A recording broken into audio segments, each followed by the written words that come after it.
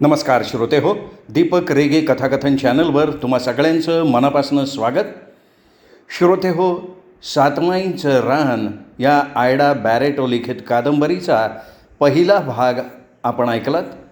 आजपासनं आपण सुरू करतो आहे सौ आयडा बॅरेटो लिखित सातमाईंचं रान या कादंबरीचा भाग दुसरा, अर्थात या कादंबरीचा सीझन 2. तत्पूर्वी काही जणांनी विनंती केली होती की लेखिकेविषयी आम्हाला काहीतरी सांगा. तर त्याप्रमाणे लेखिकेनेच स्वतःविषयी या कादंबरीच्या शेवटी लिहून ठेवलं आहे. माझं मूळ गाव कारवार, तरी माझा जन्म रत्नागिरीत झाला आणि तिथल्या मातीतला लेखनाचा गुणधर्म माझ्यात देखील उतरलेला होता. मी लहानपणापासून कविता करत असे. मला सौंदर्य आवडतं, त्यामुळे मी प्रत्येक गोष्टीत सौंदर्य शोधायचे. पुढे गोव्याचं सासर मिळाल्यानंतर तिथल्या सुंदर सुरेख निसर्गाच्या सौंदर्यानं मला विलक्षण भुरळ घातली. तिथल्या सहज सुंदर निसर्गाच्या सानिध्यात मी अनेक विलक्षण अनुभवसुद्धा घेतले आणि नंतर त्या सगळ्या अनुभवातूनच अनेक कथा कादंबऱ्या लिहिल्या. माझ्या या सगळ्या लेखनाला माझ्या पतीने, माझ्या मुलांनी मला नेहमीच प्रोत्साहन दिलं. त्या सर्वांच्या आधारावरच आज मी लेखिका म्हणून तुमच्यासमोर उभी राहिली आहे आणि नेहमीच राहीन. श्रोते हो, हे होतं लेखिकेविषयी थोडक्यात काही. सातमाईंचं रान या कादंबरीच्या दुसऱ्या भागाच्या प्रस्तावनेत आणि मनोगतामध्ये लेखिका म्हणतायत, जिथे मदनाचा शत्रू असलेल्या शंकराच्या मस्तकाला अलंकृत केलेलं आहे, जी तत्काळ अनेक जनांचं पाप आणि दुःख नष्ट करण्यास समर्थ आहे, जिच्या प्रवाहातील लाटा मनोवेधक आणि अत्यंत उंच आणि चंचल आहेत, अशी पवित्र गंगा नदी माझ्या अंगांगास मलरहित आणि पापरहित करो. सातमाईंचं रान ही संपूर्ण कादंबरी देशावरच्या मांजरीवाडी इथल्या वास्तवावर आधारित आहे. या कादंबरीत मी देशावरच्या माणसाच्या स्वभावाचे विविध पैलू दाखवलेले आहेत.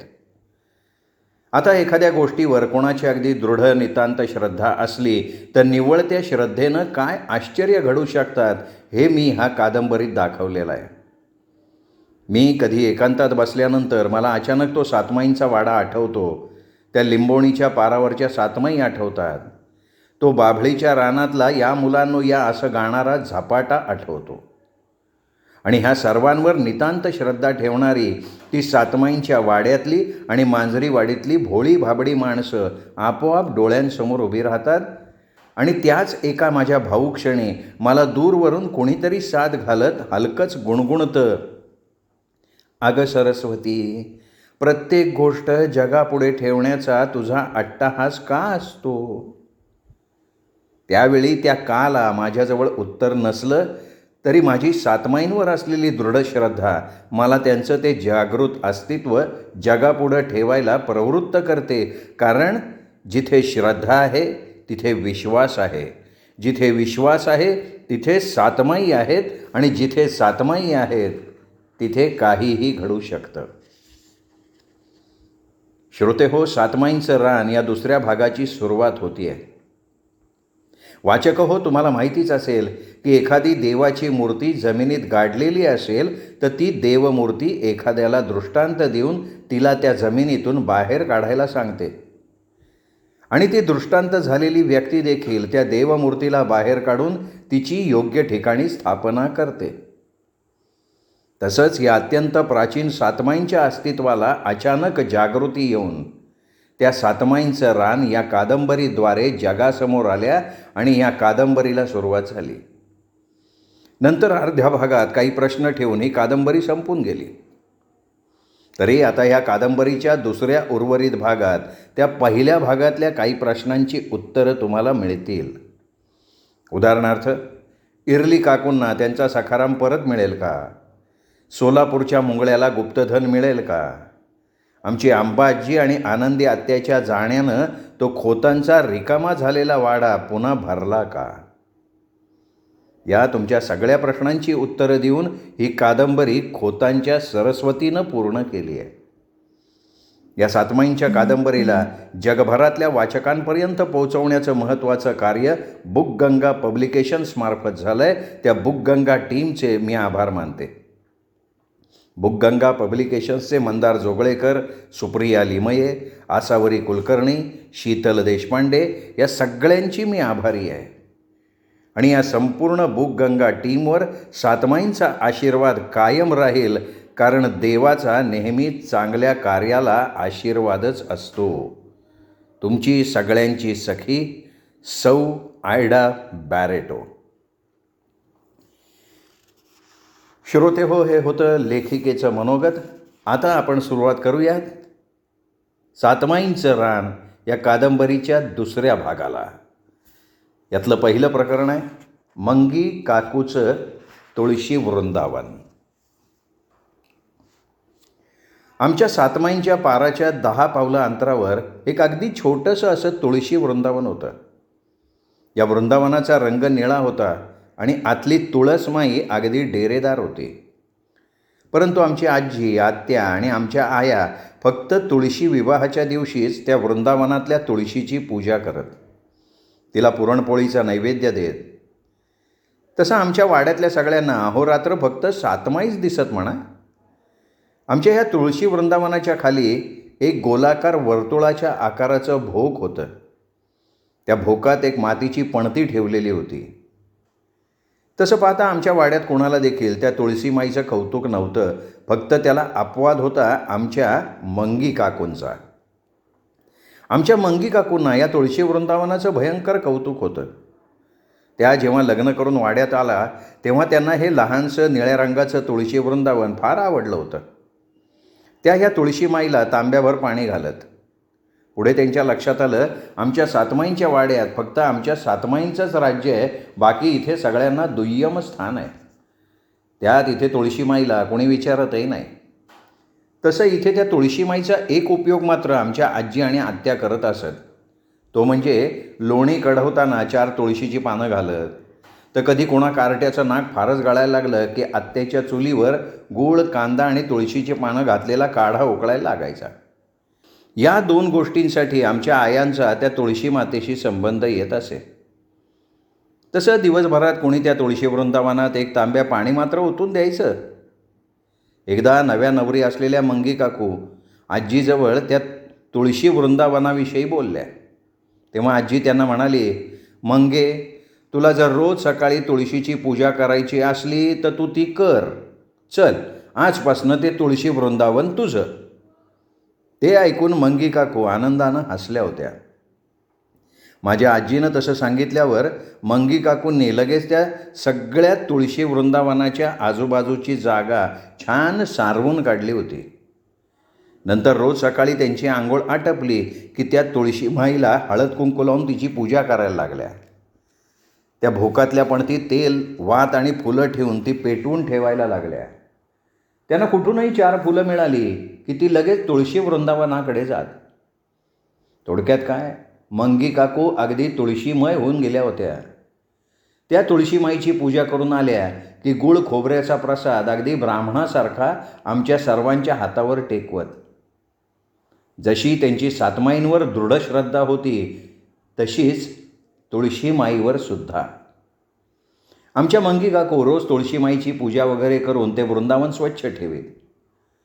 आता म्हणतात पूजापाठ करून देवांना प्रसन्न करता येतं, आणि आमच्या अशिक्षित मंगू काकूंवर तुळशीमाई प्रसन्न झालेली होती. आमच्या मंगी काकूंना आमच्या तातूच्या वेळी नुकतेच दिवस गेले होते. तेव्हा एकदा पहाटे बाभळीच्या रानात डबकं घेऊन जाणाऱ्या मंगी काकूंनी बघितलं त्या वृंदावनातल्या तुळशीवर एक अत्यंत सुंदर परंतु अंधुकपणे दिसणारी तरुणी आधांतरीच बसलेली होती. आणि आश्चर्य म्हणजे ती सातमाईंच्या पाराकडे तोंड करून हलकेच मंजूळ हसत बसली होती. नंतर त्या सुंदर तरुणीनं हसतच मंगी काकूंकडे बघून त्यांना हलकेच सातमाईंच्या पाराकडे खुणावलं.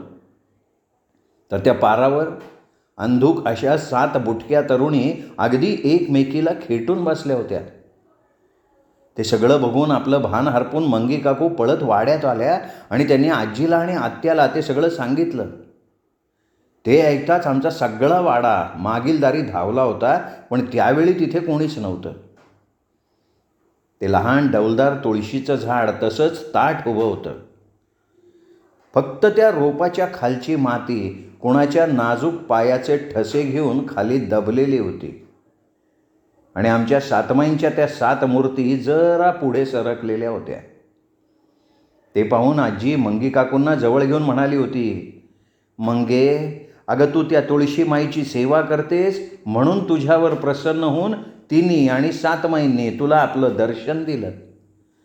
पोरी, तू खरोखर भाग्यवान आहेस." त्या दिवशी सकाळीच माझी आजी सातमाईंच्या पारावर बसली होती. तेवढ्यात येऊन आमच्या मंगी काकूंनी आपली तुळशी पूजा आटपली आणि त्या आजीला प्रसाद देताना म्हणाल्या, "आये, आपण त्यो तुळशी आईचा पार जरा नीट करायला पाहिजे. हत घातलेला पाणी समजा खाली वाहून छान जातीया." मंगी काकू हे आजीला सांगत असताना माझी आजी इरली काकूंच्या विचारात होती. ती एकदम वैतागून म्हणाली, "मंगे, म्हणतात जिथे तुळशी वृंदावन असतं तिथे नेहमी शांती असते. तरी मग मंगे, हे तुळशी वृंदावन इथे असून सुद्धा माझा वाडा मात्र अशांतीचा, अगदी पांजरपोळ झालाय. जाऊ दे तिचं पाणी गळून." तेव्हा आमच्या मंगी काकू काही न बोलता वाड्यात आल्या होत्या. त्या दिवशी आमच्या इरली काकूंनीच काही घोळ घातला होता, त्यामुळे आजीचं चित्त ठिकाणावर नव्हतं. त्यात काल आबा पाटलांनी कोणाशी न बोलता इरली काकूंना कोल्हापूरला येण्याचा आग्रह केला आणि नंतर निराशेनं न जेवता खाता ते निघून गेले. त्यावेळी मात्र आजी नवलानं आत्याला म्हणाली, "आनंदे, ही इरली माहेरला जात नाही, येऊन जाऊन त्या माझघराला चिकटून असते. अशी आईची जगावेगळी माया मी प्रथमच बघतेय हो." नंतर ती खेदानं आत्याला म्हणाली, "आनंदे, अगं त्या दिवशी माझा तोल सोडून इरलीला मी खराट्यानं मारलं याचं माझ्या मनाला फार लागलंय ग." त्यावेळी आपल्या आईची मनस्थिती बघून आत्या म्हणाली होती, "आये, तू काही ते मनावर घेऊ नको. अगं इरली वहिनी तसंच कुणाला चीड येण्यासारखं वागली होती. तू सरस्वतीचं सांगितल्यापासून माझ्या काळजानं अगदी ठाव सोडलाय. तरी मी शेवंती वहिनीला सरस्वतीवर नीट लक्ष ठेवायला सांगितलंय. तसं मी स्वतः तिला नीट बजावून सांगितलंय आणि हे सगळं इरली वहिनींच्या सतत तिला माझ्या सखाला खाल्लं, माझ्या सखाला खाल्लं अशा बोलण्यामुळे झालं आहे. आये, आपली सरस्वती एक फार वेगळी मुलगी आहे." आणि आजी एक सुस्कारा सोडून गप्प झाली होती. नंतर ती थोड्या वेळानं उठली, सातमाईंच्या पारावर गेली आणि तिथे ती रडत रडत म्हणाली, "सातमाईंनो, इरलीची, तिच्या घरच्यांची चुकी झाली तरी तुम्ही का नाही सखाला वाचवलं? नंतर तुमच्या पारावर त्याला मी घातलं होतंच का नाही? सातमाईंनो, आमचा सखा कसा छान होता, न विसरण्यासारखा. आणि कुणी आई आपल्या त्या राजस मुलाला विसरू शकेल का? मग तुमची इरली त्याला कसं विसरेल? इरलीला आता मूल होणं शक्य नाही आणि दुसऱ्या कोणाच्या पोटी येणाऱ्या सखाला ती आपलं कसं म्हणणार? आता तुम्ही म्हणताय सखा परत येणार, तर तो नक्की येणार हे मला माहिती आहे. तरी इरलीच्या दुःखाचं काय?" एवढं बोलून आजी खाली मान घालून बसली. तर तिथे कुणीतरी मंद हसलं होतं. नंतर बऱ्याच वेळानं आजी वाड्यात आली होती, तेव्हा तिचं मन शांत झालेलं होतं. तसं पाहता आपल्या सर्व सुनांमध्ये माझ्या आजीच्या इरली काकूच फार जिव्हाळ्याच्या होत्या. त्या वाड्यात मानानं आणि वयानं सर्वांपेक्षा मोठ्या असून आपण सर्वांसमक्ष खराट्यानं त्यांना मारलं हे आजीच्या फारच जिव्हारी लागलं होतं. आमच्या इरली काकूंचं दुःख बघून सगळा वाडा त्यांची शिव्याशाप गप्पपणे ऐकून घेत होता. पण सतत आपल्या मुलाचं मरण कोण आईबाप ऐकून घेणार होतं? तरी वाड्यातलं कोणी त्यांचं दुःख, त्यांचा मोठेपणा आणि मान बघून त्यांना काही बोलत नव्हतं. पण त्यामुळे इरली काकू मात्र सगळ्यांच्या अगदी डोक्यावर चढून बसल्या होत्या आणि त्याचा परिणाम म्हणून आजीला असा खर्राटा हातात घ्यावा लागला होता. त्यात माझ्या त्या जीव देण्याच्या बोलण्यानं तिच्या काळजानं ठाव सोडला होता आणि या सगळ्या चिंतेने माझ्या आजीची तब्येत फार खालावली होती. त्यात सातमाई म्हणत होत्या, वेळ आल्यावर सखा येऊन सगळं संपणार आहे. मग ती वेळ येणार कधी होती? माझी आजी ह्याच विचारात ओसरीवर बसली असताना शिवा काका तिला येऊन म्हणाले, आये, जरा मागील दारी येतेस का? सातमाईंचा पार जर निखळलाय तो सिमेंटानं लिंपून घेतो. तसं आजी चल बाबा म्हणून पुन्हा सातमाईंच्या पारावर आली. तेव्हाच मुंगळ्या ओसरीवरनं सातमाईंच्या पाराजवळ आला आणि तिथे बसून चक्क आज्जे आज्जे करून रडायलाच लागला. तसं त्याला तिथे बघून माझी आजी एकदम ओरडून म्हणाली, अरे मुंगळ्या, तू आंघोळ न करता सातमाईंच्या पारावर इथे का आला? जा ओसरीवर बस, मी आले. तेव्हा आमचे शिवा काकासुद्धा थांबून रडणाऱ्या मुंगळ्याकडे बघत राहिले होते.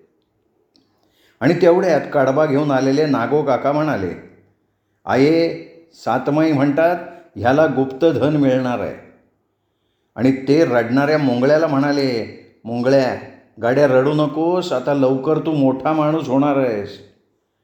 पण मुंगळ्याचं नागो काकांच्या बोलण्याकडे लक्षच नव्हतं. तो एकदम उठून आजीचे पाय धरून धो धो रडायला लागला. तशी माझी आजीसुद्धा चरकली आणि म्हणाली, अरे मुंगळ्या, तू असा का रडतोयस? इंदूनं तुला दगड फोड्या द्यायला नकार दिलाय का? आणि तुझी ती रुही कुठे आहे? ती ठीक आहे ना रे बाबा? आता रुही आणि मुंगळ्याच्या रोजच्या सहवासानं आजी त्यांची नावं बरोबर घ्यायला शिकलेली होती. तेव्हा रडत मुंगळ्या केविलवाण्या आवाजात म्हणाला होता, आजे आजे माहिरू अमरतिया. हे ऐकताच आजी एकदम धास्तून म्हणाली, अरे मुंगळ्या, तिला काय झालं आहे? नागो नागो, गाडी झोप आणि तिला शिरगुप्पीच्या दवाखान्यात घेऊन जा. अरे मुंगळ्या, तिला जनावर डसलं असेल तर अगोदर तिच्या पायाला घट्ट फडकं बांध आणि तू पळ. नागो गाडी घेऊन येतोय, मी सुद्धा येते. तसा अधिकच जोरात रडत मुंगळ्या म्हणाला, आहे, तिच्या पोटामध्ये दुखत आहे आणि ती तुमच्या नावानं बोंबलत आहे. मला तो बघावला नाही आणि मी हता आलो. त्या क्षणी आजीच्या लक्षात सगळा प्रकार आला होता आणि ती एकदम ओरडली, अरे मुडद्या मुंगळ्या, तिला बाळंत वेणं चालू झालेत. तू आल्याबरोबर मला सांगायचं सोडून रडत कसला बसलायस? आणि हे बोलता बोलता आजी वाड्यात आली. तिच्या पाठोपाठ मुंगळ्या आला.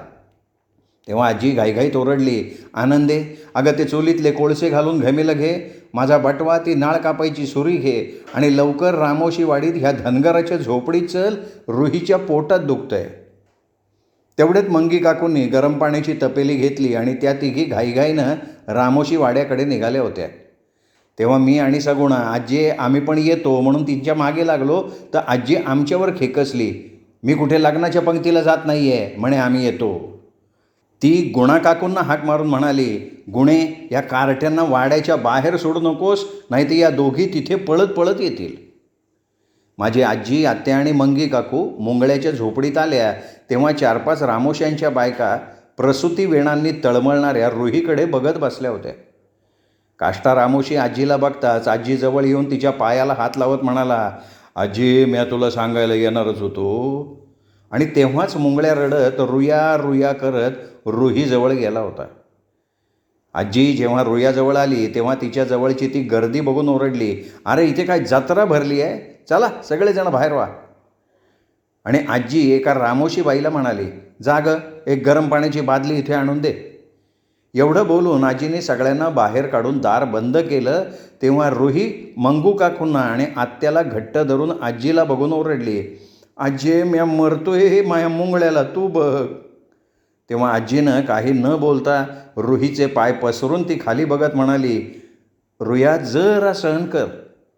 आनंदे, हिची पाण्याची पिशवी फुटून मूल खाली आलंय. आणि रुहीला म्हणाली, रुया, तू या बाजेला धर आणि जोराची कळ दे. तेवढ्यात त्या रामोशीबाईनं झोपडीच्या दाराशी टकटक करून बादली ठेवून ती गेली. तेव्हा मंगी काकूंनी ती बादली आत आणून पुन्हा त्या झोपडीचं कवाड बंद करून घेतलं.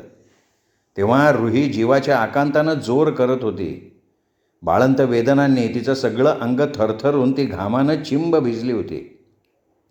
तरी आजी तिला पुन्हा पुन्हा जोर करायला सांगून म्हणत होती, रुया श्वास वर ओढू नको, बाळाचं डोकं दिसतंय, तू जोरात कळ दे. आणि रुयानं आये ग म्हणून जोरात कळ दिली तेव्हा आजीने अलगद त्या मुलाला धरलं होतं. रुहीला चांगला गुटगुटीत पोरगा झाला होता. आजीने मुलाला आत्याच्या हातात दिलं आणि आत्या त्याला स्वच्छ करत असताना मंगी काकू रुहीला साफ करत होत्या. आणि त्या रुहीच्या पोरानं आनंदी आत्याच्या हातात आपण ह्या वाईट जगात पदार्पण केलं आहे म्हणून घाबरून टाहो फोडलेला होता. आत्यानं त्याला फळक्यात गुंडाळून रुहीकडं दिलं तेव्हा क्षणापूर्वी मरणाच्या काळांनी तळमळणाऱ्या रुहीच्या तोंडावर अतीव समाधान तरळत होतं. आपल्या त्या गुटगुटीत पोराला बघून तिच्या डोळ्यात आनंदाश्रू वाहत होते. ती आजीचा हात धरून म्हणाली, आजे म्या आय झालो आणि आजे म्या ह्या तुमचा उपकार कव्हा पण विसरणार नाही. तू माया करता इथं आलीस. तशी आजी तिचा हात थोपटत म्हणाली, रुया अगं आता तू विश्रांती घे. तेव्हाच आत मुलाच्या रडण्याचा आवाज ऐकून मुंगळ्या जोरजोरानं ते झोपडीचं दार ठोकत आजी दार उघड म्हणून ओरडायला लागला. तसं आजीने मंगी काकूला दार उघडायला सांगितलं तेव्हा घामाघूम झालेल्या मुंगळ्यानं आत येऊन रुहीकडे आणि तिच्या कुशीतल्या बाळाकडे बघितलं आणि तो भांबावून हलकेच पुढे झाला. तेव्हा रुही त्याला हसत हसत म्हणाली, धनी पोरगा झाला आहे.